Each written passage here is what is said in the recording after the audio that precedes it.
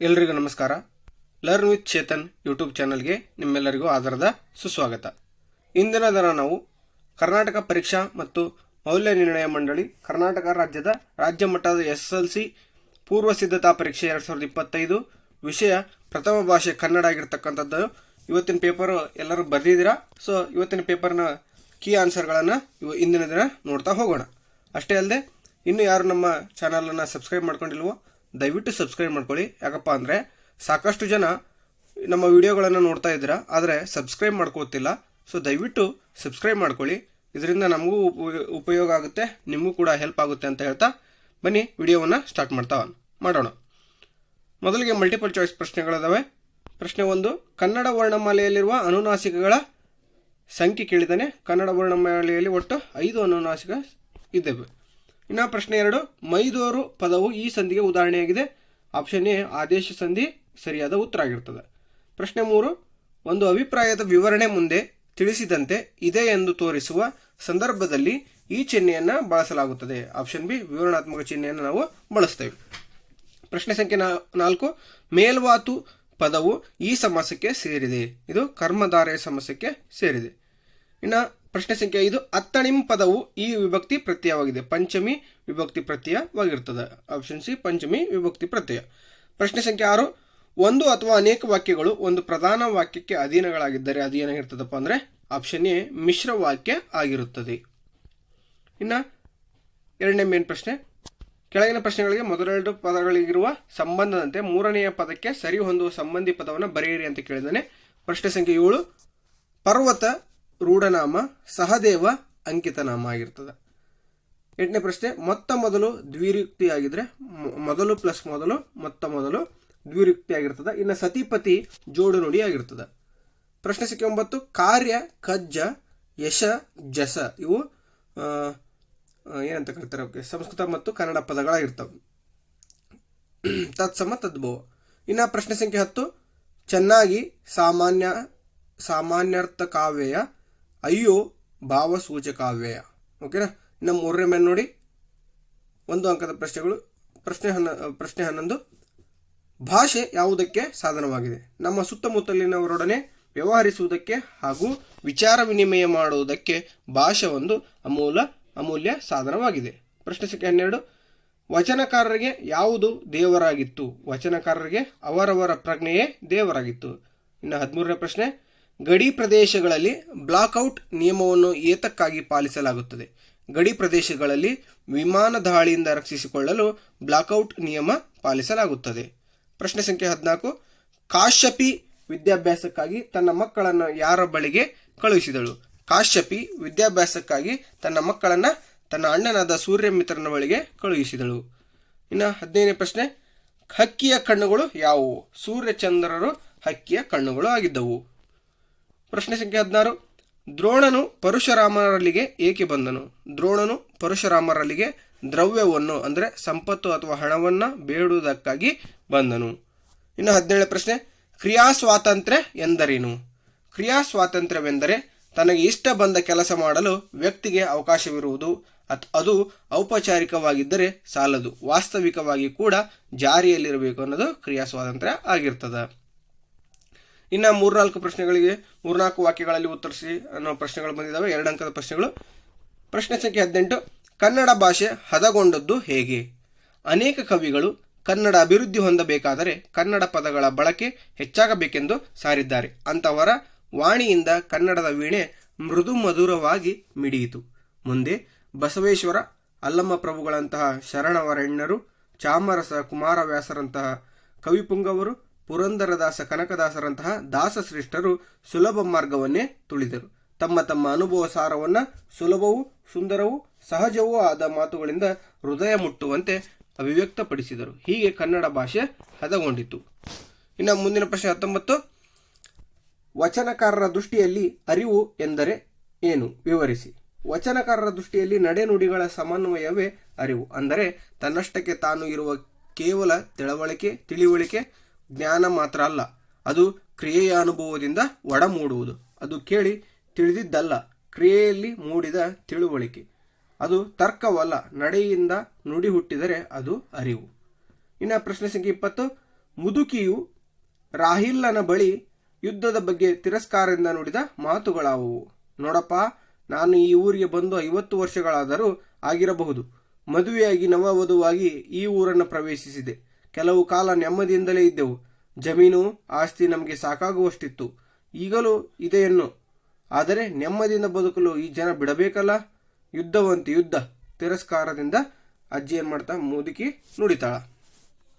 ಇನ್ನು ಮುಂದಿನ ಪ್ರಶ್ನೆ ಸಂಖ್ಯೆ 21. ಲಕ್ಷ್ಮಣನು ಅಣ್ಣನನ್ನು ಹೇಗೆ ಸಂತೈಸಿದನು? ಸೀತಾಪಹರಣದ ಅನಂತರ ಶೋಕತಪ್ತನಾದ ರಾಮನು ಗಿರಿವನಗಳನ್ನು ಕುರಿತು ದೊರೆವಳೆ ಸೀತೆ, ಭೂಮಿ ಜಾತೆ, ಆತ್ಮಕಾಮ ಕಲ್ಪಲತೆ, ದೊರೆವಳೆ ಚೆಲುವೆ, ಗಿರಿವನಗಳೇ ನಾನು ನಿಮ್ಮನ್ನು ಬೇಡಿಕೊಳ್ಳುವೆನು ಎಂದು ಸೀತೆಗಾಗಿ ಪರಿತಪಿಸುತ್ತಿದ್ದ ಅಣ್ಣನಾದ ರಾಮನನ್ನು ಕುರಿತು ಲಕ್ಷ್ಮಣನು, ತಾಳಿಕೋ ಅಣ್ಣ ತಾಳಿಕೋ, ಸೂರ್ಯನೇ ತೇಜಗೆಡಲು ಕಾಂತಿಯನ್ನು ನೀಡುವವರು ಯಾರು? ರಾಮನೇ ಧೈರ್ಯಗೆಡಲು ಲೋಕಕ್ಕೆ ಸ್ಥೈರ್ಯ ನೀಡುವವರು ಯಾರು ಎಂದು ಹೇಳಿ ಸಂತೈಸಿದನು. ಇನ್ನು ಪ್ರಶ್ನೆ ಸಂಖ್ಯೆ 22. ಹೊಸಗಾಲದ ಹಸು ಮಕ್ಕಳನ್ನ ಹಕ್ಕಿ ಹೇಗೆ ಹರಿಸಿದೆ? ಕವಿ ಬೇಂದ್ರೆ ಅವರ ಕಾಲದ ಗತಿಯನ್ನು ಹಾರುವ ಹಕ್ಕಿಯೊಂದಿಗೆ ಸಮೀಕರಿಸಿ ನೋಡುವ ಪ್ರಯತ್ನ ಮಾಡಿದ್ದಾರೆ. ಕಾಲದ ಹಕ್ಕಿಯು ಯುಗ ಯುಗಗಳ ಆಗು ಹೋಗುಗಳನ್ನು ತಿಕ್ಕಿ ತೀಡಿ ಕೆಟ್ಟ ಚರಿತ್ರೆಯನ್ನು ಹಿಂದಕ್ಕೆ ತಳ್ಳುತ್ತಾ ಹೊಸ ಮನ್ವಂತರದ ಪ್ರಗತಿಗೆ ಕಾರಣವಾಗಿದೆ. ಕಾಲಪಕ್ಷಿಯು ತನ್ನ ರೆಕ್ಕೆಗಳನ್ನು ಬೀಸುವ ಮೂಲಕ ಭೂಮಂಡಲದ ಜೀವಿಗಳಿಗೆ ಚೈತನ್ಯ ನೀಡಿ ಹೊಸಗಾಲದ ಹಸು ಮಕ್ಕಳನ್ನು ಹರಿಸಿ ಉತ್ತಮ ಭವಿಷ್ಯಕ್ಕಾಗಿ ಶುಭ ಹಾರೈಸುತ್ತಿದೆ ಎಂದು ಕವಿಗಳು ವರ್ಣಿಸುತ್ತಾರೆ. ಇನ್ನು 23ನೇ ಪ್ರಶ್ನೆ. ಪಾರ್ಥ ಭೀಮರ ಬಗೆಗೆ ದುರ್ಯೋಧನನ ಅಭಿಪ್ರಾಯವೇನು? ಭೀಷ್ಮಾಚಾರ್ಯರು ಪಾಂಡವರೊಡನೆ ಸಂಧಿ ಮಾಡಿಕೋ ಎಂದು ಸಲಹೆ ಮಾಡಿದಾಗ ದುರ್ಯೋಧನನು, ನನ್ನ ಪ್ರೀತಿಯ ಗೆಳೆಯ ಕರ್ಣನನ್ನು, ನನ್ನ ಪ್ರೀತಿಯ ತಮ್ಮನಾದ ದುಶ್ಯಾಸನನ್ನು ಕೊಂದ ಅರ್ಜುನ ಭೀಮರು ಬದುಕಿರುವವರೆಗೆ, ನನ್ನ ದೇಹದಲ್ಲಿ ಪ್ರಾಣ ಇರುವವರೆಗೆ ನಾನು ಸಂಧಿ ಮಾಡಿಕೊಳ್ಳಲು ಒಪ್ಪುವುದಿಲ್ಲ. ಮೊದಲು ಆ ಇಬ್ಬರನ್ನು ಕೊಲ್ಲುವೆನು. ಅವರನ್ನು ಕೊಂದ ಬಳಿಕ ಧರ್ಮರಾಜನೊಡನೆ ಸಂಧಿ ಮಾಡಿಕೊಳ್ಳುತ್ತೇನೆ ಎಂದು ಪಾರ್ಥ ಭೀಮರ ಬಗೆಗೆ ದುರ್ಯೋಧನನು ತನ್ನ ಅಭಿಪ್ರಾಯವನ್ನು ಹೇಳುತ್ತಾನೆ. ಪ್ರಶ್ನೆ ಸಂಖ್ಯೆ 24. ವಸಂತ ಮುಖ ತೋರಲಿಲ್ಲ ಕವನದಲ್ಲಿ ಪ್ರಕೃತಿಯ ಸಂಭ್ರಮ ಹೇಗೆ ವ್ಯಕ್ತವಾಗಿದೆ? ಒಡೆಯನ ಅಂಗಳದಲ್ಲಿ ಮೈತುಂಬಿ ನಿಂತ ಮಾವಿನ ಮರಗಳು, ರೆಕ್ಕೆ ಬಿಚ್ಚಿ ಸ್ವಚ್ಛಂದವಾಗಿ ಹಾರುತ್ತಿರುವ ಹಕ್ಕಿಗಳು, ಮನದುಂಬಿ ಹಾಡುವ ಕೋಗಿಲೆಗಳು, ಕಡಲುಕ್ಕಿ ಹರಿಯುವಂತಹ ಸಂಭ್ರಮ. ವಸಂತನ ಆಗಮನದ ಹಿನ್ನೆಲೆಯಲ್ಲಿ ಇಳೆಯು ಸಂಭ್ರಮಿಸುತ್ತಿದೆ ಎಂದು ವಸಂತ ಮುಖ ತೋರಲಿಲ್ಲ ಕವನದಲ್ಲಿ ಪ್ರಕೃತಿಯ ಸಂಭ್ರಮ ವ್ಯಕ್ತವಾಗಿದೆ. ಪ್ರಶ್ನೆ ಸಂಖ್ಯೆ 25. ಭಗತ್ ಸಿಂಗ್ ಜಲಿಯನ್ ವಾಲಾಬಾಗ್ ಮಾರಣ ಹೋಮದಿಂದ ತೆಗೆದುಕೊಂಡ ನಿರ್ಧಾರವೇನು? 1919 ಏಪ್ರಿಲ್ 13ರಂದು ಜಲಿಯನ್ ವಾಲಾಬಾಗ್ನಲ್ಲಿ ಶಾಂತಿಯುತ ಸಭೆ ಸಂಘಟಿಸಿದ್ದರು. ಸುಮಾರು 20,000 ಜನರಿದ್ದ ಅವರಿಗೆ ಯಾವ ಎಚ್ಚರಿಕೆಯನ್ನು ಕೊಡದೆ ಜನರಲ್ ಡಯರ್ ತನ್ನ ಸೈನಿಕರಿಗೆ ಗುಂಡಿನ ದಾಳಿ ನಡೆಸಲು ಆಜ್ಞೆ ನೀಡಿದ. ಈ ಜಲಿಯನ್ ವಾಲಾಬಾಗ್ ಹತ್ಯಾಕಾಂಡದಲ್ಲಿ 400 ಜನ ಕೊಲ್ಲಲ್ಪಟ್ಟರು. 1200ಕ್ಕೂ ಹೆಚ್ಚು ಜನ ಗಾಯಗೊಂಡರು. ಈ ಮಾರಣಹೋಮ ಭಗತ್ ಸಿಂಗ್ನ ಮನಸ್ಸಿನಲ್ಲಿ ಅಚ್ಚಳಿಯದ ಪ್ರಭಾವವನ್ನು ಬೀರಿತು. 1921ರಲ್ಲಿ ಅವನು ಒಂದು ನಿರ್ಧಾರಕ್ಕೆ ಬಂದ. ಒಂದಲ್ಲ ಒಂದು ದಿನ ಈ ದಮನಕಾರಿ ಪ್ರಭುತ್ವವನ್ನು ಧ್ವಂಸ ಮಾಡಲು ಏನನ್ನಾದರೂ ಮಾಡಿಯೇ ತೀರುತ್ತೇನೆಂದು. ಆಗ ಕ್ರೂರ ಬ್ರಿಟಿಷ್ ಆಳ್ವಿಕೆ ಅಂತ್ಯವಾಗುತ್ತದೆ ಎಂದಿದ್ದನು. ಇದು ಭಗತ್ ಸಿಂಗ್ ತೆಗೆದುಕೊಂಡಂತಹ ನಿರ್ಧಾರವಾಗಿತ್ತು. ಪ್ರಶ್ನೆ ಸಂಖ್ಯೆ 26. ಭಗವಂತನಲ್ಲಿ ಶರಣಾಗುವ ಭಾವ ಅಕ್ಕ ಮಹಾದೇವಿಯ ವಚನದಲ್ಲಿ ಹೇಗೆ ವ್ಯಕ್ತಗೊಂಡಿದೆ? ಶ್ರೀಗಂಧವನ್ನು ಕಡಿದು ಕೊರೆದು ತೇದರೂ ಏನೇ ಆದರೂ ತನ್ನ ಕಂಪನ್ನು ಬಿಡುವುದಿಲ್ಲ. ಹಾಗೆ ಬಂಗಾರವು ಎಷ್ಟೇ ಕತ್ತರಿಸಿ ಬಡಿಸಿಕೊಂಡರೂ ತನ್ನ ಹೊಳಪನ್ನು ಕಳೆದುಕೊಳ್ಳುವುದಿಲ್ಲ. ಹಾಗೆಯೇ ಕಬ್ಬನ್ನು ಸಹ ಗಾಣದಲ್ಲಿ ಅರೆದರೂ ಕಾಯಿಸಿದರೂ ತನ್ನ ಸಿಹಿಯನ್ನು ಬಿಡುವುದಿಲ್ಲ. ಅಂತೆಯೇ ನೀನು ನನ್ನನ್ನು ಎಷ್ಟೇ ಪರೀಕ್ಷೆಗೆ ಒಳಪಡಿಸಿದರೂ ಕೊಂದರೂ ನಾನು ನಿನ್ನಲ್ಲಿ ಶರಣು ಎಂಬುದನ್ನು ಬಿಡುವುದಿಲ್ಲ ಎಂದು ತನ್ನ ಆರಾಧ್ಯ ದೈವನಾದಂಥ ಶ್ರೀ ಶೈಲ ಚನ್ನಮಲ್ಲಿಕಾರ್ಜುನನಲ್ಲಿ ಶರಣಾಗುವ ಭಾವ ಅಕ್ಕ ಮಹಾದೇವಿಯ ವಚನದಲ್ಲಿ ವ್ಯಕ್ತವಾಗಿದೆ. ಪ್ರಶ್ನೆ ಸಂಖ್ಯೆ 27. ಪೈಗಳ ತಮ್ಮನ ನೂಲು ಮದುವೆಗೆ ಹೇಗೆ ಸಿದ್ಧತೆ ಮಾಡಿಕೊಳ್ಳುತ್ತಿದ್ದರು? ಪೈಗಳ ತಮ್ಮನ ನೂಲು ಮದುವೆಯ ದಿನ ಅಂಗಳದಲ್ಲಿ ಚಪ್ಪರ ಹಾಕಿದೆ. ಚಪ್ಪರದಲ್ಲಿ ಒಂದು ಕಡೆಯಲ್ಲಿ ಲಡ್ಡುಗೆಗಳನ್ನು ಕಟ್ಟುತ್ತಾರೆ, ಮತ್ತೊಂದು ಕಡೆ ಮಂಡಿಗೆಗಳನ್ನು ಮಡಚುತ್ತಾರೆ, ಬೇರೊಂದು ಕಡೆ ಸೇವಿಗೆಯನ್ನು ಒತ್ತುತ್ತಾರೆ. ಜೋಳದ ಗದ್ದೆಯಲ್ಲಿ ಗಿಳಿಗಳ ಕೋಲಾಹಲದಂತೆ ಚಪ್ಪರವೆಲ್ಲ ಗದ್ದಲ. ಹೀಗೆ ಪೈಗಳ ತಮ್ಮನ ನೂಲು ಮದುವೆಗೆ ಸಿದ್ಧತೆಗಳು ನಡೆಯುತ್ತಿದ್ದವು. ಇನ್ನು 5ನೇ ಮೇನು, ಕವಿ ಸಾಹಿತಿಗಳ ಕಾಲ, ಸ್ಥಳ, ಕೃತಿ, ಪ್ರಶಸ್ತಿ, ಬಿರುದುಗಳನ್ನು ಕುರಿತು ವಾಕ್ಯ ರೂಪದಲ್ಲಿ ಬರೆಯಿರಿ ಅಂತ ಕೇಳಿದಾನೆ. 28ನೇ ಪ್ರಶ್ನೆ, ಪೂತಿ ನರಸಿಂಹಾಚಾರ್ಯರವರ ಬಗ್ಗೆ ಕವಿ ಕೃತಿ ಪರಿಚಯ ಕೇಳಿದಾನೆ. ಅದನ್ನ ನೋಡ್ತಾ ಹೋಗೋಣ. ಪೂತಿ ನರಸಿಂಹಾಚಾರ್ಯರವರು ಪೂತಿನ ಕಾವ್ಯನಾಮದಿಂದ ಪ್ರಸಿದ್ಧರಾಗಿರುವ ಪುರೋಹಿತ ತಿರುನಾರಾಯಣಯ್ಯ ಅಯ್ಯಂಗಾರ್ಯ ಅಥವಾ ನೀವು ಫುಲ್ ಆದರೂ ಬರೀಬಹುದಿದ್ದ. ನರಸಿಂಹಾಚಾರ್ ಇವರು ಸಾಲಿಯಾನ ಶಕ 1905ರಲ್ಲಿ ಮಂಡ್ಯ ಜಿಲ್ಲೆಯ ಮೇಲುಕೋಟೆಯಲ್ಲಿ ಜನಿಸಿದರು. ನವೋದಯದ ಪ್ರಮುಖ ಕವಿಗಳಲ್ಲಿ ಒಬ್ಬರಾದ ಪೂತಿನ ಅವರು ಅಹಲ್ಯೆ, ಗೋಕುಲ ನಿರ್ಗಮನ, ಶಬರಿ, ವಿಕಟಕವಿ ವಿಜಯ, ಹಂಸದ ಮಯಂತಿ ಮತ್ತು ಇತರ ರೂಪಕಗಳು ಹಣತೆ, ರಸಸರಸ್ವತಿ, ಗಣೇಶ ದರ್ಶನ, ಶಾರದಾಯಾಮಿನಿ, ರಥಸಪ್ತಮಿ ಇವರ ಪ್ರಮುಖ ಕೃತಿಗಳಾಗಿರ್ತವೆ. ಇವರ ದಮಯಂತಿ ಮತ್ತು ಇತರ ರೂಪಕಗಳು ಕೃತಿಗೆ ಕೇಂದ್ರ ಸಾಹಿತ್ಯ ಅಕಾಡೆಮಿ ಪ್ರಶಸ್ತಿ, ಶ್ರೀ ಹರಿಚರತೆ ಕೃತಿಗೆ ಪಂಪ ಪ್ರಶಸ್ತಿ ಲಭಿಸಿರುತ್ತದೆ. ಇನ್ನು 29ನೇ ಪ್ರಶ್ನೆ ಏನಪ್ಪಾ ಅಂದ್ರೆ, ರನ್ನ ಕವಿದು ಪರಿಚಯ ಕೇಳಿದಾನೆ. ಕನ್ನಡದ ರತ್ನತ್ರಯರಲ್ಲಿ ಒಬ್ಬನಾದ ರನ್ನನು ಕ್ರಿಸ್ತಶಕ ಸುಮಾರು 949ರಲ್ಲಿ ಬಾಗಲಕೋಟೆ ಜಿಲ್ಲೆಯ ಮುದುವೋಳಲು, ಈಗಿನ ಮುದೋಳ ಎಂಬ ಗ್ರಾಮದಲ್ಲಿ ಜನಿಸಿದನು. ತಂದೆ ಜೀನವಲ್ಲಭ, ತಾಯಿ ಅಬ್ಬಲಬ್ಬೆ. ಈತನು ಸಾಹಸ ಭೀಮ ವಿಜಯಂ, ಗದಾಯುದ್ಧ ಅಂತ ಕರೆದಿದ್ದಕ್ಕ, ಅಜಿತ ತೀರ್ಥಂಕರ, ಪುರಾಣ ತಿಲಕಂ, ಪರಶುರಾಮಚರಿತಂ, ಚಕ್ರೇಶ್ವರ ಚರಿತಂ ಎಂಬ ಕಾವ್ಯಗಳನ್ನು ಬರೆದಿದ್ದಾನೆ. ರನ್ನ ಕಂದ ಎಂಬ ನಿಘಂಟನ್ನು ಬರೆದಿರುವುದಾಗಿ ತಿಳಿದು ಬರುತ್ತದೆ. ರನ್ನನು ಚಾಲುಕ್ಯ ದೊರೆ ತೈಲಪ್ಪನ ಆಸ್ಥಾನದಲ್ಲಿದ್ದು ಆತನಿಂದ ಕವಿ ಚಕ್ರವರ್ತಿ ಎಂಬ ಬಿರುದನ್ನು ಪಡೆದಿದ್ದಾನೆ. ಇನ್ನು ಪ್ರಸ್ತಾರ ಹಾಕಿ ಗಣ ವಿಭಾಗ ಮಾಡೋದು, ಛಂದಸ್ಸನ್ನು ಹೆಸರಿಸೋದು. ಒಡವೆ ಈ ನೀರ್ತಗಿತ್ತ ನವನೀತಳ ಗುರುಗಿತ್ತೆ ನೀಗಳಂ ಅಂತ ಕೊಟ್ಟಿದ್ದಾನೆ. ಇದನ್ನು ನೀವು ಪ್ರಸ್ತಾರ ಹಾಕಿ ಒಡಮೂಡಿದಾಗ ಸೊ ನಜ ಭಜ ಜಂಜರ ಬಗೆಗೊಳ್ಳುತ್ತಿರೆ ಚಂಪಕ ಮಾಲಾ ವೃತ್ತ ಅಂತ ಹೇಳ್ತಾರೆ. ನಜ ಭಜ ಜಂಜರ ಬಗೆಗೊಳ್ಳುತ್ತಿರೆ ಚಂಪಕ ಮಾಲಾ ವೃತ್ತ. ಇದು ಈ ಮೇಲಿನ ಪದ್ಯವು ಅಕ್ಷರಗಣದ ಚಂಪಕ ಮಾಲಾ ವೃತ್ತ ಪದ್ಯದಲ್ಲಿ ರಚಿತವಾಗಿರುತ್ತದೆ. ಇನ್ನು ಪ್ರಶ್ನೆ ಸಂಖ್ಯೆ 31, ಅಲಂಕಾರವನ್ನು ಹೆಸರಿಸಿ ಅಂತ ಕೇಳಿದಾನೆ. ವಸಂತ ಮಾಸದಲ್ಲಿ ಹೂ ಬಿಟ್ಟ ಮರಗಿಡಗಳು ಮಧುವಣಗಿತ್ತಿಯಂತೆ ಶೋಭಿಸುತ್ತಿದ್ದವು. ಅಲಂಕಾರ, ಉಪಮಾಲಂಕಾರ. ಲಕ್ಷಣ: ಎರಡು ವಸ್ತುಗಳ ಪರಸ್ಪರ ಹೋಲಿಕೆಯೇ ಉಪಮಾಲಂಕಾರವಾಗಿರ್ತದೆ. ಉಪಮೇಯ ಯಾವುದಪ್ಪ ಅಂದರೆ ವಸಂತ ಮಾಸದಲ್ಲಿ ಹೂ ಬಿಟ್ಟ ಮರಗಿಡಗಳು. ಇನ್ನು ಉಪಮಾನ ಮಧುವಣ ಗಿತ್ತಿ. ಉಪಮಾವಾಚಕ ಅಂತೆ. ಸಮಾನ ಧರ್ಮ ಶೋಭಿಸುವುದು. ಪ್ರಶ್ನೆ ಸಂಖ್ಯೆ 32, ಇಲ್ಲಿ ಸಮನ್ವಯ ಇದೆ, ಅದನ್ನು ಸ್ವಲ್ಪ ಹೇಳ್ಬಿಡೋಣ. ಇಲ್ಲಿ ಉಪಮೇಯವಾದ ವಸಂತ ಮಾಸದಲ್ಲಿ ಹೂ ಬಿಟ್ಟ ಮರಗಿಡಗಳನ್ನು ಉಪಮಾನವಾದ ಮಧುವಣಗಿತ್ತಿಗೆ ಹೋಲಿಸಿ ವರ್ಣಿಸಲಾಗಿದೆ. ಆದ್ದರಿಂದ ಇದು ಉಪಮಾಲಂಕಾರವಾಗಿದೆ. ಇನ್ನು ಮುಂದಿನ ಪ್ರಶ್ನೆ 32, ಹೆತ್ತ ತಾಯಿ ಹೊತ್ತ ನಾಡು ಸ್ವರ್ಗಕ್ಕಿಂತ ಮಿಗಿಲು. ಈ ಗಾದೆಯನ್ನು ಮಹತ್ವದೊಂದಿಗೆ ವಿಸ್ತರಿಸಿ ಅಥವಾ ವಿವರಿಸಿ ಅಂತ ಕೇಳಿದಾನೆ. ಗಾದೆಗಳು ಜನಪದರ ಜೀವನದ ಅನುಭವದ ನುಡಿಮುತ್ತುಗಳು. ಇವುಗಳಿಂದ ಜೀವನದ ಮೌಲ್ಯ ಹೆಚ್ಚುತ್ತದೆ. ಆದ್ದರಿಂದ ವೇದ ಸುಳ್ಳಾದರೂ ಗಾದೆ ಸುಳ್ಳಾಗದು. ಗಾದೆಗಳನ್ನು ವೇದಗಳಿಗೆ ಸಮಾನ ಎಂದು ಹೇಳುವರು. ಅಂತಹ ಹಲವು ಗಾದೆಗಳಲ್ಲಿ ಹೆತ್ತ ತಾಯಿ ಹೊತ್ತ ನಾಡು ಸ್ವರ್ಗಕ್ಕಿಂತ ಮಿಗಿಲು ಎಂಬ ಗಾದೆಯು ಒಂದಾಗಿದೆ. ಜನನಿ ಜನ್ಮ ಭೂಮಿಶ್ಚ ಸ್ವರ್ಗಾದಪಿ ಗರಿಯಸಿ. ಇದು ವಾಲ್ಮೀಕಿ ರಾಮಾಯಣದಲ್ಲಿ ಬರುವ ಒಂದು ಮಾತು. ಇದರ ಅನುವಾದವೇ ಮೇಲಿನ ಹೇಳಿಕೆ. ಇದರಲ್ಲಿ ತಾಯಿ ಮತ್ತು ತಾಯಿನಾಡಿನ ಮಹತ್ವ ಅಡಗಿದೆ. ಹೆತ್ತ ತಾಯಿ ಹೊತ್ತ ನಾಡು ಎರಡೂ ಒಂದೇ. ನಮ್ಮನ್ನು ಹೆತ್ತು ಹೊತ್ತು ಸಾಕಿ ಸಲುಹಿದ ತಾಯಿಯ ಮಡಿಲು ಸ್ವರ್ಗಕ್ಕಿಂತ ಮಿಗಿಲಾದ ಸುಖವನ್ನು ನೀಡುತ್ತದೆ ಎನ್ನುವುದು ಅನುಭವಿಗಳ ಹೇಳಿಕೆಯಾಗಿರ್ತದೆ. ಅಂತೆಯೇ ಹೊತ್ತ ನಾಡು ನಮ್ಮನ್ನು ಜೀವನ ಪೂರ್ತಿ ತನ್ನ ಮಡಿಲಲ್ಲಿಟ್ಟುಕೊಂಡು ಪೋಷಿಸುತ್ತದೆ. ನಮ್ಮ ಜೀವನಕ್ಕೆ ಅಗತ್ಯವಾದಂತಹ ಅನ್ನ, ನೀರು, ಬಟ್ಟೆ, ವಸತಿ ಹಾಗೂ ಇನ್ನಿತರ ಎಲ್ಲ ಅವಶ್ಯಕತೆಗಳನ್ನು ಪೂರೈಸುವಂತಹ ಜನ್ಮಭೂಮಿಯನ್ನು ತಾಯಿಗೆ ಹೋಲಿಸಿರುವುದು ಶ್ರೇಷ್ಠವಾಗಿದೆ. ಮಕ್ಕಳ ಪಾಲನೆಗಾಗಿ ತಾಯಿ ತನ್ನ ಸುಖವನ್ನೆಲ್ಲ ಮರೆತು ಆಹಾರ ನಿದ್ರೆಗಳನ್ನು ತೊರೆದು ಮಗುವಿನ ಲಾಲನೆ ಪೋಷಣೆಗಳಲ್ಲಿಯೇ ಸುಖವನ್ನು ಕಾಣುತ್ತಾಳೆ.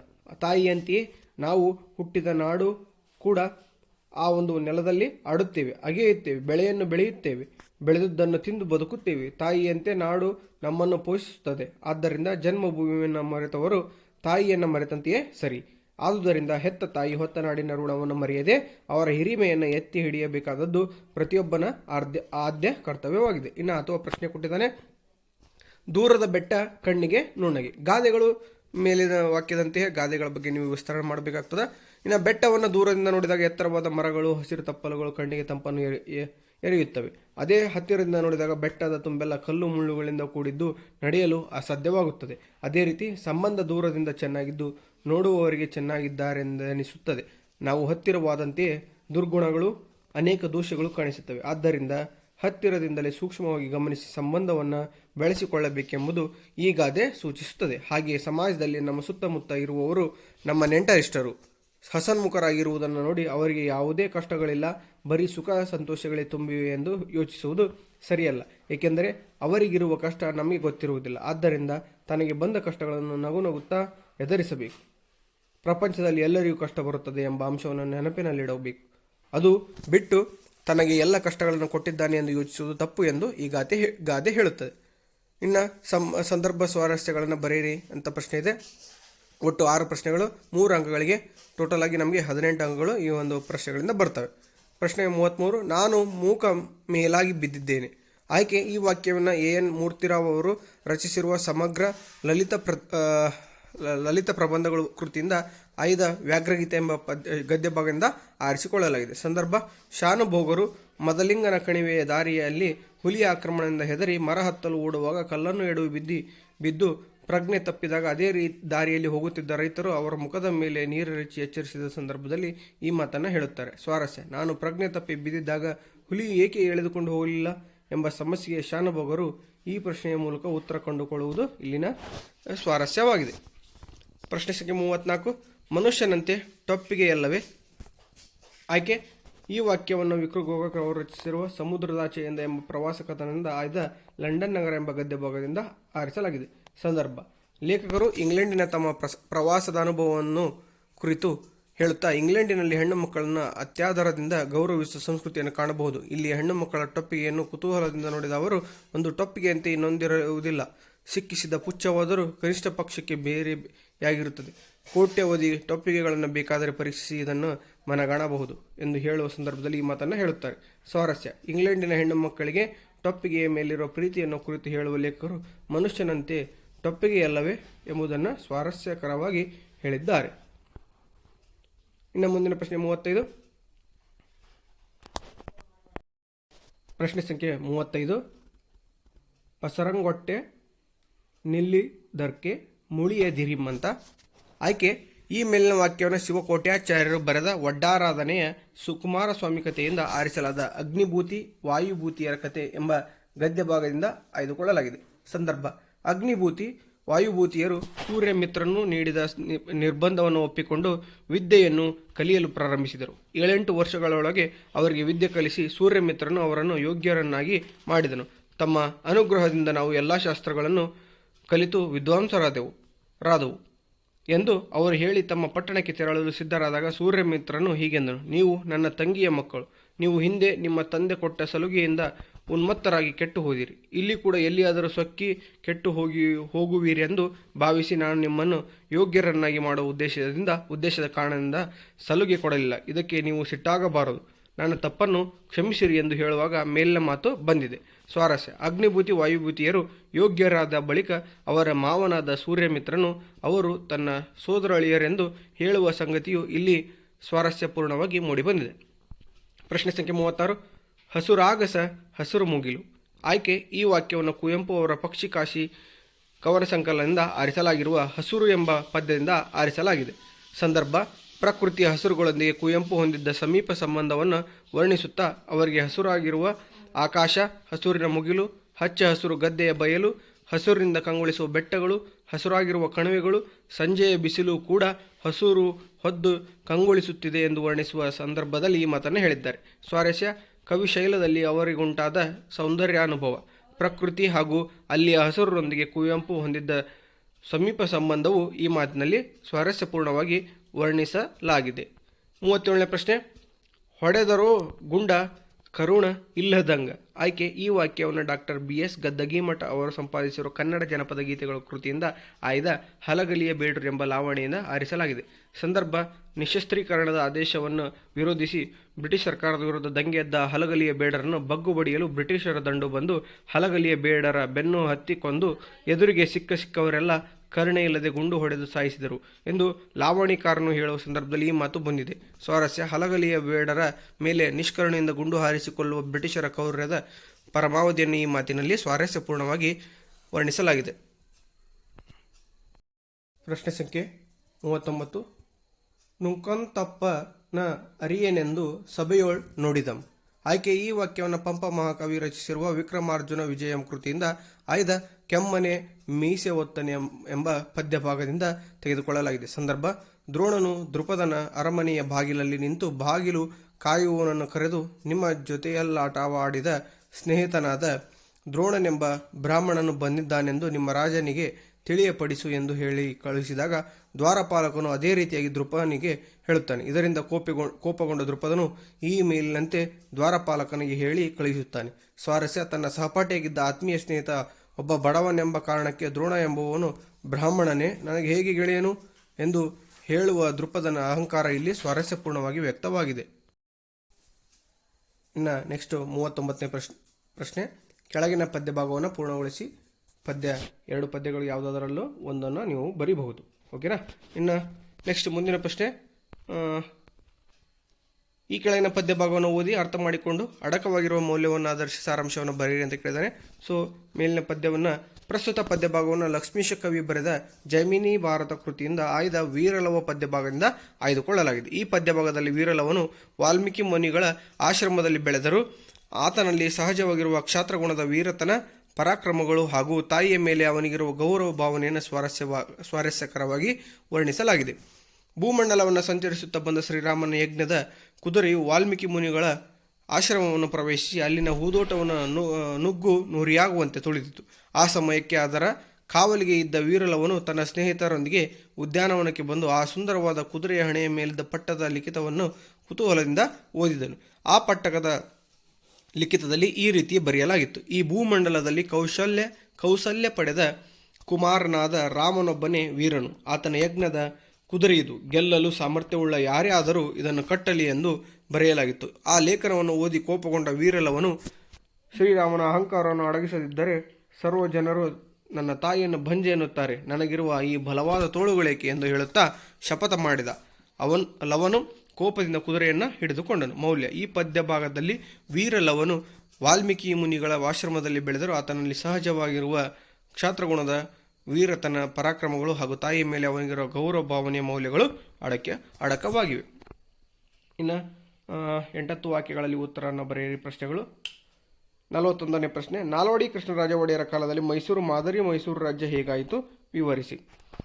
1902 ಆಗಸ್ಟ್ 8ನೇ ತಾರೀಕಿನಿಂದ ಮೈಸೂರು ರಾಜ್ಯದ ನೇರ ಉಸ್ತುವಾರಿ ಪಡೆದ ನಾಲ್ವಡಿ ಕೃಷ್ಣರಾಜ ಒಡೆಯರು ಆಗ ದಿವಾನರಾಗಿದ್ದ ಕೆ ಶೇಷಾದ್ರಿ ಅಯ್ಯರ್ ಅವರ ಸಹಕಾರದೊಡನೆ ಮೈಸೂರು ರಾಜ್ಯದ ಸರ್ವತೋಮುಖ ಅಭಿವೃದ್ಧಿಗೆ ಕಂಕಣಬದ್ಧರಾದರು. ನಾಲ್ವಡಿ ಕೃಷ್ಣರಾಜರು ಹೊಸ ಕಾನೂನು ಜಾರಿಗೆ ಮೂಲಕ ಪ್ರಜಾಪ್ರತಿನಿಧಿ ಸಭೆಯನ್ನು ಶಾಸನಬದ್ಧ ಸಂಸ್ಥೆಯನ್ನಾಗಿ ಮಾರ್ಪಡಿಸಿದರು. ಇದು ಪ್ರಜಾತಂತ್ರದ ದೃಷ್ಟಿಯಿಂದ ಭಾರತದಲ್ಲಿಯೇ ಮಾದರಿಯಾದ ಸಂಸ್ಥೆಯಾಗಿ ಕಾರ್ಯನಿರ್ವಹಿಸಲು ಆರಂಭಿಸಿತು. ಮೇಲ್ಮನೆಯ ರೀತಿಯಲ್ಲಿ ಕಾರ್ಯನಿರ್ವಹಿಸುವ ನ್ಯಾಯವಿಧಾಯಕ ಸಭೆಯನ್ನು ಸಹ ಸ್ಥಾಪಿಸಿದರು. ಸ್ಥಳೀಯ ಸಂಸ್ಥೆಗಳನ್ನು ರಚಿಸಿ ಆಡಳಿತ ವಿಕೇಂದ್ರೀಕರಣಕ್ಕೆ ಅನುವು ಮಾಡಿಕೊಟ್ಟರು. ಗ್ರಾಮ ನಿರ್ಮಲೀಕರಣ, ವೈದ್ಯ ಸಹಾಯ, ವಿದ್ಯಾ ಪ್ರಚಾರ, ನೀರಿನ ಸೌಕರ್ಯ, ಪ್ರಯಾಣ ಸೌಲಭ್ಯ ಮುಂತಾದ ಕ್ಷೇತ್ರಗಳನ್ನು ಸ್ವಯಂ ಆಡಳಿತ ಕ್ಷೇತ್ರಗಳನ್ನಾಗಿ ಮಾಡಿದರು. ಮೈಸೂರು ಸಂಸ್ಥಾನವನ್ನು ಮಾದರಿ ಸಂಸ್ಥಾನವನ್ನಾಗಿ ರೂಪಿಸಿದರು. ಸಾಮಾಜಿಕ ಕಾನೂನುಗಳ ಹರಿಕಾರ ಎಂದು ಹೆಸರಾದರು. ಸಾಹಿತ್ಯ, ಸಂಗೀತ, ವಾಸ್ತುಶಿಲ್ಪಗಳ ಅಭಿವೃದ್ಧಿಗೆ ಒತ್ತು ನೀಡಿದರು. ಬೆಂಗಳೂರಿನಲ್ಲಿ ಕನ್ನಡ ಸಾಹಿತ್ಯ ಪರಿಷತ್ತನ್ನು ಪ್ರಾರಂಭಿಸಿದರು. ಏಷ್ಯಾ ಖಂಡದಲ್ಲೇ ಮೊದಲ ಜಲ ವಿದ್ಯುತ್ ಯೋಜನೆಯಾದ ಶಿವನ ಸಮುದ್ರದ ಬಳಿ ಕಾವೇರಿ ನದಿಯಿಂದ ಜಲ ವಿದ್ಯುತ್ ಉತ್ಪಾದನಾ ಕೇಂದ್ರ ಪ್ರಾರಂಭವಾಯಿತು. 1900ರಲ್ಲಿ ಶಿವನ ಸಮುದ್ರ ಬಳಿ ಕಾವೇರಿ ನದಿಯಿಂದ ಜಲ ವಿದ್ಯುತ್ ಉತ್ಪಾದನಾ ಕೇಂದ್ರ ಪ್ರಾರಂಭವಾಯಿತು. ಇದು ಭಾರತ ಮಾತ್ರವಲ್ಲ, ಏಷ್ಯಾ ಖಂಡದಲ್ಲೇ ಮೊದಲ ಜಲ ವಿದ್ಯುತ್ ಯೋಜನೆ. 1907ರಲ್ಲಿ ವಾಣಿ ವಿಲಾಸ ಸಾಗರ ಮಾರಿಕಣಿವೆ ಕಟ್ಟಲ್ಪಟ್ಟಿತು. 1911ರಲ್ಲಿ ಕೃಷ್ಣರಾಜ ಸಾಗರ ಇವರ ಬೃಹತ್ ಮುಂಗಾಣಿಕೆಯ ಕೊಡುಗೆಯಾಗಿದೆ. ಪ್ರಾಥಮಿಕ ಮತ್ತು ಮಾಧ್ಯಮಿಕ ವಿದ್ಯಾಭ್ಯಾಸವನ್ನು ಉಚಿತ ಮತ್ತು ಕಡ್ಡಾಯವಾಗಿ ಪ್ರಾರಂಭಿಸಲಾಯಿತು. ರಾಜ್ಯದ ಪ್ರಥಮ ವಿಶ್ವವಿದ್ಯಾನಿಲಯವಾದ ಮೈಸೂರು ವಿಶ್ವವಿದ್ಯಾನಿಲಯ, ಸ್ಟೇಟ್ ಬ್ಯಾಂಕ್ ಆಫ್ ಮೈಸೂರು ಹಾಗೂ ಸಹಕಾರ ಸಂಘಗಳನ್ನು ಸ್ಥಾಪಿಸಿದರು. ಹೀಗೆ ನಾಲ್ವಡಿ ಕೃಷ್ಣರಾಜ ಒಡೆಯರ ಕಾಲದಲ್ಲಿ ಮೈಸೂರು ಸಂಸ್ಥಾನವು ಮಾದರಿ ಮೈಸೂರು ರಾಜ್ಯ ಎಂಬ ಕೀರ್ತಿಗೆ ಪಾತ್ರವಾಯಿತು ಹಾಗೂ ನಾಲ್ವಡಿ ಕೃಷ್ಣರಾಜ ಒಡೆಯರನ್ನು ಸಾಮಾಜಿಕ ಕಾನೂನುಗಳ ಹರಿಕಾರ ಎಂದು ಪ್ರಸಿದ್ಧರಾದರು. ಅಥವಾ ಪ್ರಶ್ನೆ ಕೊಟ್ಟಿದ್ದಾನೆ, ವಿಶ್ವೇಶ್ವರಯ್ಯ ಅವರು ಮೈಸೂರು ದಿವಾನರಾಗಿ ಸಲ್ಲಿಸಿದ ಸೇವೆಯನ್ನು ಕುರಿತು ಬರೆಯಿರಿ ಅಂತ. ಮೈಸೂರು ಸಂಸ್ಥಾನದ ಮಹಾರಾಜರಾಗಿದ್ದ ನಾಲ್ವಡಿ ಕೃಷ್ಣರಾಜ ಒಡೆಯರು ವಿಶ್ವೇಶ್ವರಯ್ಯ ಅವರನ್ನು ದಿವಾನರನ್ನಾಗಿ ನೇಮಿಸುವ ಮೂಲಕ ಹೊಸ ಮನ್ವಂತರಕ್ಕೆ ಅಡಿಪಾಯ ಹಾಕಿದರು. ಆಡಳಿತದಲ್ಲಿ ಹೊಸ ಮಾದರಿಯನ್ನು ಅನುಷ್ಠಾನಗೊಳಿಸಿ ಕಚೇರಿಯ ಕೆಲಸ ಕಾರ್ಯಗಳಲ್ಲಿ ಸುಧಾರಣೆ ತಂದರು. ಅಷ್ಟೇ ಅಲ್ಲದೆ ದಕ್ಷತೆ ಮತ್ತು ಪ್ರಾಮಾಣಿಕತೆಗೆ ಒತ್ತು ನೀಡಿದರು. ಸಂಸ್ಥಾನದಲ್ಲಿ ಸ್ಥಳೀಯ ಮಟ್ಟದಲ್ಲಿ ಕೇಂದ್ರೀಕೃತವಾಗಿದ್ದ ನ್ಯಾಯಾಂಗ ಮತ್ತು ಕಾರ್ಯಾಂಗಗಳ ಅಧಿಕಾರವನ್ನು ಪ್ರತ್ಯೇಕಗೊಳಿಸಿದರು. ರಾಜ್ಯ ಪ್ರವಾಸ ಮಾಡಿ ಅಜಮಾಯಿಸಿ ಕಾರ್ಯ ನಡೆಸಿದರು. ವಿಶ್ವೇಶ್ವರಯ್ಯ ಅವರು ಆಧುನಿಕ ಶಿಕ್ಷಣವೇ ಎಲ್ಲ ಸಮಸ್ಯೆಗಳಿಗೂ ಪರಮೋಚ್ಚ ಪರಿಹಾರವೆಂದು ನಂಬಿದ್ದರು.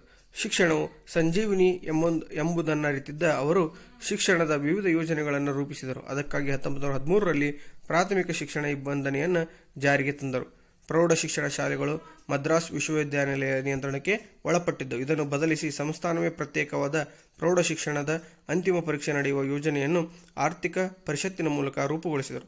ಮೈಸೂರು ವಿಶ್ವವಿದ್ಯಾನಿಲಯದ ಸ್ಥಾಪನೆ ಇವರ ದೂರದೃಷ್ಟಿಯ ಮತ್ತೊಂದು ಫಲಶ್ರುತಿ. ತಾಂತ್ರಿಕ ಮತ್ತು ವೃತ್ತಿಪರ ಶಿಕ್ಷಣಕ್ಕೆ ಆದ್ಯತೆ ನೀಡುವುದರ ಜೊತೆಗೆ ಕನ್ನಡ ಭಾಷೆ, ಸಾಹಿತ್ಯ ಮತ್ತು ಸಂಶೋಧನೆಗಳಿಗೆ ಪ್ರೋತ್ಸಾಹ ನೀಡಿದರು. ಕೈಗಾರೀಕರಣ ಇಲ್ಲವೇ ಅವನತಿ ಎಂಬ ಘೋಷಣೆ ಮಾಡಿದ ಅವರು ಭದ್ರಾವತಿ ಕಬ್ಬಿಣ ಮತ್ತು ಉಕ್ಕಿನ ಕೈಗಾರಿಕೆ ಸೇರಿದಂತೆ ನೂರಾರು ಕೈಗಾರಿಕೆಗಳನ್ನು ಸ್ಥಾಪಿಸಿದರು. ರಾಜ್ಯದ ಆರ್ಥಿಕ ಚಟುವಟಿಕೆಗಳಿಗೆ ಭದ್ರ ಬುನಾದಿ ಹಾಕುವ ಉದ್ದೇಶದಿಂದ ಹಣಕಾಸು ನೀತಿಯಲ್ಲಿ ಮಾರ್ಪಾಡು ತಂದು ವಿಶ್ವೇಶ್ವರಯ್ಯ ಅವರು ಕ್ರಿಸ್ತಶಕ 1913ರಲ್ಲಿ ಮೈಸೂರು ಬ್ಯಾಂಕನ್ನು ಸ್ಥಾಪಿಸಿದರು. ಕೈಗಾರಿಕೆಗಳ ಅಭಿವೃದ್ಧಿಗೆ ಫೀಡರ್ ಬ್ಯಾಂಕ್ ಹಾಗೂ ಕೈಗಾರಿಕಾ ಹೂಡಿಕೆ ಮತ್ತು ಅಭಿವೃದ್ಧಿ ನಿಧಿಗಳು ರಚಿತಗೊಂಡವು. ಸಾರ್ವಜನಿಕ ಜೀವ ವಿಮಾ ಯೋಜನೆ ಜಾರಿಗೆ ತಂದರು. ರೈತರಿಗೆ ಹಾಗೂ ಕರಕುಶಲ ಕೆಲಸಗಾರರಿಗೆ ಸಾಲದ ಸೌಲಭ್ಯ ನೀಡಲು ಪ್ರಾಂತೀಯ ಸಹಕಾರಿ ಬ್ಯಾಂಕ್ಗಳನ್ನು ಸ್ಥಾಪಿಸಿದರು. ರಾಜ್ಯದ ಆಸ್ತಿಯನ್ನು ಹೆಚ್ಚಿಸಿ ಆದಾಯ ತರುವುದರ ಮೂಲಕ ಅಭಿವೃದ್ಧಿ ಕಾರ್ಯಗಳ ಪ್ರಭಾವವನ್ನು ಅಳೆಯಲು ಅನುಕೂಲವಾಗುವಂತೆ ಆಯವ್ಯಯದಲ್ಲಿ ಹೊಸ ದೃಷ್ಟಿಕೋನವನ್ನು ಕಂಡುಕೊಂಡರು. ವಿಶ್ವೇಶ್ವರಯ್ಯನವರ ಈ ಅವಿರತವಾದ ಕಾರ್ಯದಿಂದ ಮೈಸೂರು ಮಾದರಿ ಎಂಬ ಹೊಸ ಆಡಳಿತ ಜನ್ಮ ತಾಳಲು ಕಾರಣರಾದರು ಹಾಗೂ ಮೈಸೂರು ರಾಜಧಾನಿಯಾಗಿ ಮತ್ತು ರಾಜ್ಯದ 2ನೇ ದೊಡ್ಡ ನಗರವಾಗಿ ಪ್ರಸಿದ್ಧಿ ಪಡೆಯಿತು. ಹೀಗೆ ವಿಶ್ವೇಶ್ವರಯ್ಯನವರು ಮೈಸೂರು ಮಾದರಿ ಎಂಬ ಹೊಸ ಆಡಳಿತ ಮಾದರಿ ರೂಪುಗೊಳ್ಳಲು ಅಪಾರ ಸೇವೆಯನ್ನು ಸಲ್ಲಿಸಿದರು. ಇನ್ನು 42ನೇ ಪ್ರಶ್ನೆ, ಪಾಂಡವರನ್ನು ರಕ್ಷಿಸಬೇಕೆಂದು ನಿರ್ಧರಿಸಿದ ಶ್ರೀಕೃಷ್ಣನು ಕರ್ಣನಿಗೆ ಒಡ್ಡಿದ ಆಮಿಷಗಳನ್ನು ಸಂಗ್ರಹಿಸಿ ಬರೆಯಿರಿ. ಕಪಟ ನಾಟಕ ಸೂತ್ರಧಾರಿಯಾದ ಶ್ರೀಕೃಷ್ಣನು ಸಂಧಿಯ ನೆಪದಲ್ಲಿ ದುರ್ಯೋಧನನ ಬಲವನ್ನು ಕುಗ್ಗಿಸುವ ಸಲುವಾಗಿ ಮೊದಲು ವಿದುರನಲ್ಲಿಗೆ ಹೋಗಿ ಆತನ ಯುದ್ಧದಿಂದ ವಿಮುಖವಾಗುವಂತೆ ಮಾಡುತ್ತಾನೆ. ನಂತರ ಕರ್ಣನ ಹತ್ತಿರ ಬಂದ ಶ್ರೀಕೃಷ್ಣನು ಕರ್ಣನಿಗೆ ಹಲವು ಆಸೆ ಆಮಿಷಗಳನ್ನು ಒಡ್ಡುತ್ತಾನೆ. ಕರ್ಣ, ನಿಮಗೂ ಯಾದವ ಕೌರವರಿಗೂ ವಂಶ ಗೌರವದಲ್ಲಿ ಭೇದವಿಲ್ಲ. ನಿನ್ನಾಣೆ, ನೀನು ನಿಜವಾಗಿ ಭೂಮಿಯ ಒಡೆಯ, ಆದರೆ ನಿನಗೆ ಮನದಲ್ಲಿ ಅದರ ಅರಿವಿಲ್ಲ ಎಂದು ಹೇಳುತ್ತಾ ಕೃಷ್ಣನು ಕರ್ಣನ ಕಿವಿಯಲ್ಲಿ ಭಯವನ್ನು ಬಿತ್ತಿದನು. ಕುಂತಿಯು ಪಡೆದ 5 ಮಂತ್ರಗಳಲ್ಲಿ ಮೊದಲಿಗ ನೀನು, ನಿನ್ನಯ ನಂತರ ಧರ್ಮರಾಯ, 3ನೇಯ ಆತ ಕಲಿಭೀಮ, ಅರ್ಜುನನ 4ನೆಯ ಮಂತ್ರದಲ್ಲಿ ಜನಿಸಿದರು. ಬಳಿಕ 5ನೆಯ ಮಂತ್ರದಲ್ಲಿ ಮಾದ್ರಿಯಲ್ಲಿ ನಕುಲ ಸಹದೇವರು ಇಬ್ಬರು ಹುಟ್ಟಿದರು ಎಂದು ಕೃಷ್ಣನು ಕರ್ಣನ ಹುಟ್ಟಿನ ಗುಟ್ಟನ್ನು ಹೇಳಿದನು. ಎಲೈ ಕರ್ಣನೇ, ನಿನಗೆ ಹಸ್ತಿನಾಪುರದ ರಾಜ್ಯದ ರಾಜನನ್ನಾಗಿ ಮಾಡುವೆನು. ಪಾಂಡವ ರಾಜರು ಕೌರವ ರಾಜರು ನಿನ್ನ ಪೀಠವನ್ನು ಓಲೈಸುತ್ತಾರೆ. ನಿನಗೆ ಈ 2 ವಂಶಗಳು ಸೇವೆ ಮಾಡುತ್ತಾರೆ. ಇದನ್ನು ಬಿಟ್ಟು ನೀನು ದುರ್ಯೋಧನನ ಬಾಯಂಜಲಿಗೆ ಕೈಚಾಚುವುದು ಸರಿಯೇ? ಎಡಭಾಗದಲ್ಲಿ ಕೌರವೇಂದ್ರ ಸಮೂಹ, ಬಲಭಾಗದಲ್ಲಿ ಪಾಂಡು ಮಕ್ಕಳ ಸಮೂಹ, ಮುಂದುಗಡೆ ಮಾರ್ದ್ರ ಮಾಗದ ಯಾದವಾದಿಗಳು, ಮಧ್ಯದಲ್ಲಿ ನೀನು ರಾಜ್ಯಸಭೆಯಲ್ಲಿ ಪ್ರಕಾಶಿಸುವ ವಿಶೇಷ ಸೊಬಗನ್ನು ತೊರೆದು ದುರ್ಯೋಧನ ನುಡಿಸಲು ಒಡೆಯ ಅನುಗ್ರಹವಾಗಲಿ ಎಂಬುದು ನಿನಗೆ ಕಷ್ಟವಾಗುವುದಿಲ್ಲವೇ ಎಂದು ಆಮಿಷ ಒಡ್ಡಿದನು. ಹೀಗೆ ಧರ್ಮ ಪಕ್ಷಪಾತಿಯಾದ ಕೃಷ್ಣನು ಭೇದ ತಂತ್ರವನ್ನು ಬಳಸಿ ಕರ್ಣನಿಗೆ ಜನ್ಮ ರಹಸ್ಯವನ್ನು ಹೇಳುವುದಲ್ಲದೆ ಆತನನ್ನು ಪ್ರಲೋಭನೆಗೆ ಒಳಪಡಿಸುವುದು ಇಲ್ಲಿ ಸ್ವಾರಸ್ಯಪೂರ್ಣವಾಗಿ ವ್ಯಕ್ತವಾಗಿದೆ. ಇನ್ನು ಅಥವಾ ಪ್ರಶ್ನೆ ಇದೆ, ಪಾಂಡವರು ಸೋದರರಿಂದ ತಿಳಿದಾಗ ಕರ್ಣನ ಮನಸ್ಥಿತಿಯನ್ನು ನಿಮ್ಮ ಮಾತುಗಳಲ್ಲಿ ಬರೆಯಿರಿ. ಕಪಟ ನಾಟಕ ಸೂತ್ರಧಾರಿಯಾದ ಶ್ರೀಕೃಷ್ಣನು ಸಂಧಿಯ ನೆಪದಲ್ಲಿ ದುರ್ಯೋಧನನ ಬಲವನ್ನು ಕುಗ್ಗಿಸುವ ಸಲುವಾಗಿ ಕರ್ಣನಿಗೆ ಹಲವು ಆಸೆ ಆಮಿಷಗಳನ್ನು ಒಡ್ಡುತ್ತಾನೆ. ಆಗ ಕೃಷ್ಣನ ಮನಸ್ಥಿತಿ ಹಲ್ಲು ಕಿತ್ತ ಹಾವಿನಂತಾಗಿತ್ತು. ಕೃಷ್ಣನು ಕರ್ಣನಿಗೆ ಆಮಿಷಗಳನ್ನು ನೋಡಿದಾಗ ಕೊರಳ ಸೆರೆ ಹಿಗ್ಗಿದವು. ಕಂಬನಿಯು ಆಗ ಕೃಷ್ಣನ ಮನಸ್ಥಿತಿ ಅಂತ ಇದೆಯಲ್ಲ, ಇಲ್ಲಿ ಕರ್ಣನ ಮನಸ್ಥಿತಿ ಆಗಬೇಕಾಗಿತ್ತು, ಕ್ಷಮೆ ಇರಲಿ. ಕರ್ಣನ ಮನಸ್ಥಿತಿ ಹಲ್ಲು ಕಿತ್ತ ಹಾವಿನಂತಾಗಿತ್ತು. ಕೃಷ್ಣನು ಕರ್ಣನಿಗೆ ಆಮಿಷಗಳನ್ನು ಒಡ್ಡಿದಾಗ ಕೊರಳ ಸೆರೆ ಹಿಗ್ಗಿದವು. ಕಂಬನಿಯು ರಭಸದಿಂದ ಮುಂದೆ ಬಂದು ಅಧಿಕವಾಗಿ ಕರ್ಣನು ದುಃಖಗೊಂಡು ಮನದೊಳಗೆ ಅಯ್ಯೋ ದುರ್ಯೋಧನಿಗೆ ಕೇಡಾದದು ಎಂದನು. ಹರಿಯ ಹಗೆತನವು ಹೊಗೆ ತೊರದೆ ಸುಟ್ಟು ಹಾಕುವುದಲ್ಲದೆ ಸುಮ್ಮನೆ ಹೋಗುವುದೇ ಕೃಷ್ಣನು ನನ್ನ ವಂಶದ ರಹಸ್ಯವನ್ನು ತಿಳಿಸಿ ನನ್ನನ್ನು ಕೊಂದನು ಎಂದು ಮನದಲ್ಲಿ ನೊಂದುಕೊಂಡನು. ನಾನು ರಾಜ್ಯದ ಸಿರಿ ಸಂಪತ್ತಿಗೆ ಸೋಲುವವನಲ್ಲ. ಪಾಂಡವರು ಕೌರವರು ಸೇವೆಯನ್ನು ಮಾಡುವುದು ನನಗೆ ಇಷ್ಟವಿಲ್ಲ. ಆದರೆ ನನ್ನನ್ನು ಕಾಪಾಡಿದ ಒಡೆಯನಾದ ದುರ್ಯೋಧನನಿಗೆ ಶತ್ರುಗಳ ಶಿರವನ್ನು ಕಡಿದು ತಂದು ಒಪ್ಪಿಸುವ ಆವೇಶದಲ್ಲಿ ಇದ್ದೆನು ನಾನು. ಆದರೆ ನೀನು ನನ್ನ ಜನ್ಮ ರಹಸ್ಯವನ್ನು ತಿಳಿಸಿ ದುರ್ಯೋಧನನ್ನು ಕೊಂದೆ. ವೀರ ದುರ್ಯೋಧನನೇ ಒಡೆಯನು. ಆತನ ಹಗೆಯೇ ಹಗೆ, ಅಭಿಮಾನವೇ ಅಭಿಮಾನವು. ದುರ್ಯೋಧನ ಆದಂತೆ ಆಗುವೆನು. ಕೃಷ್ಣ ಕೇಳು, ನಾಳೆ ಸಮರದ ವಿಷಯದಲ್ಲಿ ಪಾಂಡವರಲ್ಲಿ ನಿಜ ಪರಾಕ್ರಮದ ಶ್ರೇಷ್ಠತನವನ್ನು ತೋರುವೆನು. ನಾಳಿನ ಕೌರವರ ಮತ್ತು ಪಾಂಡವರ ಚತುರಂಗ ಬಲದ ನಡುವಿನ ಯುದ್ಧವು ಮೃತ್ಯು ದೇವತೆಗೆ ಭೋಜನಕೂಟ ಆಗುವುದು. ನಾನು ಕೌರವನ ಉಪಕಾರದ ಋಣ ತೀರಿಸುವಂತೆ ಹೋರಾಡಿ ಯುದ್ಧ ರಂಗದಲ್ಲಿ ಲೆಕ್ಕವಿಲ್ಲದಷ್ಟು ವೀರ ಯೋಧರ ಕೊಂದು ನನ್ನ ಒಡೆಯನಿಗಾಗಿ ಪ್ರಾಣವನ್ನು ಬಿಡುವೆನು. ಸೂರ್ಯನ ಮೇಲಾಣೆ, ಪಾಂಡವರನ್ನು ನೋಯಿಸೆನು ಎಂದನು. ಇನ್ನು ನೆಕ್ಸ್ಟು ಇಲ್ಲಿ ಒಂದು ಗದ್ಯ ಭಾಗವನ್ನು ಕೊಟ್ಟಿರ್ತಾರೆ. ಈ ಗದ್ಯ ಭಾಗವನ್ನು ಅನುಸರಿಸಿಕೊಂಡು ಅದನ್ನು ಸಂಪೂರ್ಣವಾಗಿ ಓದಿಕೊಂಡು ನಾವೇನು ಮಾಡಬೇಕಾಗ್ತದೆ, ಆನ್ಸರ್ಗಳನ್ನು ಬರೀಬೇಕಾಗ್ತದೆ. ಸೊ ಅದನ್ನು ನೀವು ಸಂಪೂರ್ಣವಾಗಿ ಓದ್ಕೊಂಡು ಕೆಳಗಡೆ ಆನ್ಸರ್ಗಳಿರ್ತಾವೆ ಅವನ್ನ ಓದ್ಕೊಂಡು ಬರ್ರಿ. ಓಕೆನಾ. ಇನ್ನು ಮುಂದಿನ ಪ್ರಶ್ನೆ ನಿಮಗೆ ಪತ್ರಲೇಖನ ಇರ್ತದೆ. ಪತ್ರಲೇಖನ ನೀವು ಎಲ್ಲರೂ ಸಾಕಷ್ಟು ಬಾರಿ ಪತ್ರಲೇಖನವನ್ನು ಬರೆದಿರ್ತೀರಿ. ಅದೇ ರೀತಿ ಕೂಡ ನಿಮ್ಮನ್ನು ಇಲ್ಲಿ 44ನೇ ಪ್ರಶ್ನೆಯಲ್ಲಿ ನಿಮ್ಮನ್ನು ಉಡುಪಿಯ ಸರ್ಕಾರಿ ಪ್ರೌಢಶಾಲೆಯ ಅವಿನಾಶ ಎಂದು ಭಾವಿಸಿಕೊಂಡು ಶಾಲೆಯಲ್ಲಿ ಮೊಳೆ ಕೊಯ್ದು ತೊಟ್ಟಿ ನಿರ್ಮಿಸುವಂತೆ ಕೋರಿ ನಗರಸಭೆ ಆಯುಕ್ತರಿಗೆ ಪತ್ರವನ್ನು ಬರೆಯಿರಿ ಅಂತ ಇದೆ. ಸೊ ಇಲ್ಲಿ ಉತ್ತರ ಇಲ್ಲಿ ಕಂಡು ಬಂದಿದೆ. ಓಕೆನಾ. ಅದೇ ರೀತಿ ತಂದೆಗೆ ಮಾತೃಶ್ರೀಯವರಿಗೆ ಬರೀತಕ್ಕಂತಹ ಪತ್ರವೂ ಕೂಡ ಇದೆ, ಅದನ್ನು ನೀವು ಬರೀರಿ. ನೆಕ್ಸ್ಟ್ ಮುಂದಿನದಾಗಿ ಒಂದು ಸಾಮಾಜಿಕ ಪಿಡುಗುಗಳು ಅಷ್ಟೇ ಅಲ್ಲದೆ ನೆಕ್ಸ್ಟು ಶಾಲಾ ಸಂಸತ್ತಿನ ಚಟುವಟಿಕೆಗಳು, ಹಾಗೆಯೇ 2 ಏನಪ್ಪ ಅಂದರೆ ಪ್ರಬಂಧಗಳನ್ನು ಕೊಟ್ಟಿರ್ತಾನೆ, ಆ ಪ್ರಬಂಧಗಳನ್ನು ಸಂಪೂರ್ಣವಾಗಿ ಬರೀರಿ. ಸೊ ನೀವೇನಾದರೂ ಬರೀಬೇಕಾಗಿದ್ದರೆ ಸೊ ಇದನ್ನು ಗಮನದಲ್ಲಿ ಇಟ್ಕೊಂಡು ಎಲ್ಲ ಅಂಶಗಳನ್ನು ಒಗ್ಗೂಡಿಸಿ ಪ್ರಬಂಧವನ್ನು ಬರೆದಿದ್ದೆ ಆದರೆ ನಿಮಗೆ ಒಟ್ಟು 5 ಅಂಕಗಳು ಸಂಪೂರ್ಣವಾಗಿ ದೊರೀತವೆ ಅಂತ ಹೇಳ್ತಾ, ಸೊ ಇದು ಇವತ್ತಿನ ರಾಜ್ಯ ಮಟ್ಟದ ಕನ್ನಡ ವಿಷಯದ ಪ್ರಶ್ನೆ ಪತ್ರಿಕೆ ಮತ್ತು ಉತ್ತರ ಪತ್ರಿಕೆ ಆಗಿತ್ತು. ಸೊ ಇನ್ನು ಮುಂದಿನದಾಗಿ ನಾಳೆ ನಾಡಿದ್ದು ಹಾಗೆ ಎಲ್ಲ ನಾಳೆ ರಜೆ ಇದೆ. ಮುಂದಿನ ಪರೀಕ್ಷೆ ಏನು ಗಣಿತ ಇರ್ತದಲ್ಲ ಅದರ ಎಲ್ಲ ಮಾಹಿತಿಯನ್ನು ನಿಮಗೆ ಒದಗಿಸ್ಲಿಕ್ಕೆ ನಾನು ಸಾಕಷ್ಟು ಪ್ರಯತ್ನವನ್ನು ಮಾಡ್ತಾಯಿದ್ದೇನೆ. ಸೊ ಅಷ್ಟೇ ಅಲ್ಲದೆ ಇನ್ನೂ ನಮ್ಮ ವಿಡಿಯೋವನ್ನು ಇನ್ನೂ ಯಾರು ನೋಡಿಲ್ವೋ ಅಥವಾ ಸಬ್ಸ್ಕ್ರೈಬ್ ಮಾಡ್ಕೊಂಡಿಲ್ವೋ ದಯವಿಟ್ಟು ಸಬ್ಸ್ಕ್ರೈಬ್ ಮಾಡ್ಕೊಳ್ಳಿ. ಸಾಕಷ್ಟು ಜನ ನೋಡ್ತಾ ಇದ್ದೀರಾ ಆದರೆ ಸಬ್ಸ್ಕ್ರೈಬ್ ಮಾಡ್ಕೊಳ್ತಿಲ್ಲ, ಅದು ಸ್ವಲ್ಪ ಬೇಜಾರಿದೆ. ಸೊ ಅದನ್ನು ನೀವು ಹೋಗಲಾಡಿಸಿ ಹೆಚ್ಚಿನ ಪ್ರಮಾಣದಲ್ಲಿ ಸಬ್ಸ್ಕ್ರೈಬ್ ಮಾಡ್ಕೊಳ್ಳಿ. ನನಗೂ ಒಂದು ಸ್ವಲ್ಪ ಖುಷಿ ಸಿಗ್ತದೆ ಹಾಗೂ ಹುಮ್ಮಸ್ಸು ಹೆಚ್ಚಾಗ್ತದೆ ಅಂತ ಹೇಳ್ತಾ ಸೊ ಇಲ್ಲಿಗೆ ವಿಡಿಯೋವನ್ನು ಸಂಪೂರ್ಣಗೊಳಿಸಲು ಇಚ್ಛಿಸುತ್ತೇನೆ. ಧನ್ಯವಾದಗಳು.